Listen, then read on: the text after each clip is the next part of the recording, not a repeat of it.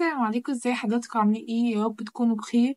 لو اول مرة تشوفني ما تنساش تعمل سبسكرايب للقناة عشان يجيلك كل جديد. يلا نبدأ. صديقي العسل، هنبدأ بأول كتاب اسمه دليل النجاة الفردية للدكتور أحمد أبو الوفا.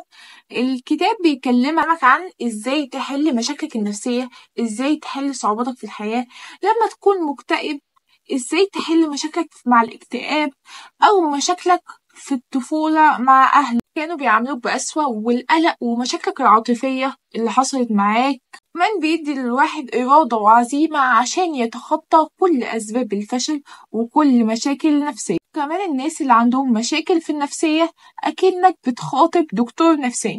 الكتاب ده يغيرك 180 درجة. وتاني كتاب معانا اسمه أول 20 ساعة من الكاتب جوش كوفمان. الكتاب بيعلمك ازاي تتعلم أي حاجة في 20 ساعة بس. جوش كوفمان هو واحد من أشهر الكتاب في أمريكا في مجال البيزنس، وعمل كتاب The Personal MBA في مجال إدارة الأعمال الشخصية. يسمي فكرة إنك تتعلم أي حاجة بسرعة Rapid Skill Acquisition.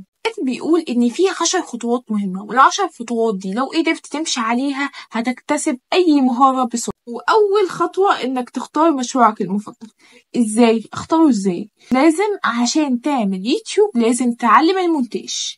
مثلا لو عايز تتعلم البرمجة أو تصمم مواقع لازم تعرف أساسيات البرمجة والأكواد. خليك فاكر، لو مش عندك هدف أو مش عندك مشروع عاوز تحققه مش هتعرف تنجز. تاني حاجة تركز على مهارة واحدة، مش ينفع تركز على كذا مهارة كده هتشتت.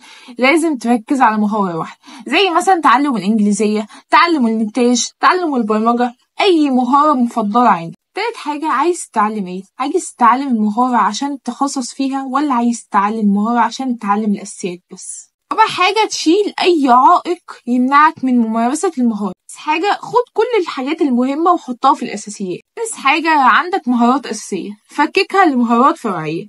حاجة، خصص وقت لمهارتك، خصص وقت عن باقي الأوقات التانية إنك تتعلم المهارة دي. في حاجة والأهم، تتعلم الأساسيات في أقصر فترة ممكنة. حاجة، ابعد عن الإحباط وابعد عن أي حاجة تعوقك. الإحباط هيخليك مش هتنجز أي حاجة في مهارتك. وبعد ما تخلص المهارة تعمل فيدباك لوبس، إنك ترجع للمهارة من تاني بس بشكل أسرع، واسمه التلخيص. الكتاب ده يغير حياتك 180 درجة ويخليك تتعلم أي حاجة بسرعة. تالت كتاب معنا اسمه العادات السرية من جيمس كلير. الكاتب بيكلمك عن إن إحنا مجموعة من atomic habits، العادات. والكاتب بيكلمك عن ازاي نتخلص من العادات السلبية القديمة ونكتسب عادات إيجابية. والكتاب كمان بيكلمك عن ازاي تتخطى الفشل والملل وتبدأ تركز في أهدافك. كتاب من أروع الكتب وحرفيا هيغير حياتك 180. رابع كتاب معانا هو دسم حبتين بس حارته. الكتاب اسمه المخ الأبله من دين برينت. بيكلمك عن ازاي تتخلص من شعور الخوف ونوبات الهلع، ازاي تتخلص من عدم التركيز، تتخلص من السلوكيات السلبية. أكيد بعد الكتب الدسمة دي هجيب لك كتاب صغنن كده حبتين عن التعامل مع الناس مع الدكتور إبراهيم الفقي. الكتاب بيتكلم عن ازاي تتحكم في ذاتك وازاي تقدر تتواصل مع الناس. الكتاب مفيد جدا وانا بنصحك بقراءته، ده يخليك تتواصل مع الناس في أقل وقت. كان يا أصدقائي الحلوين على حسن استماعكم، والسلام عليكم ورحمة الله وبركاته. من أفضل منصة لاستماع الكتب ستوري تيل.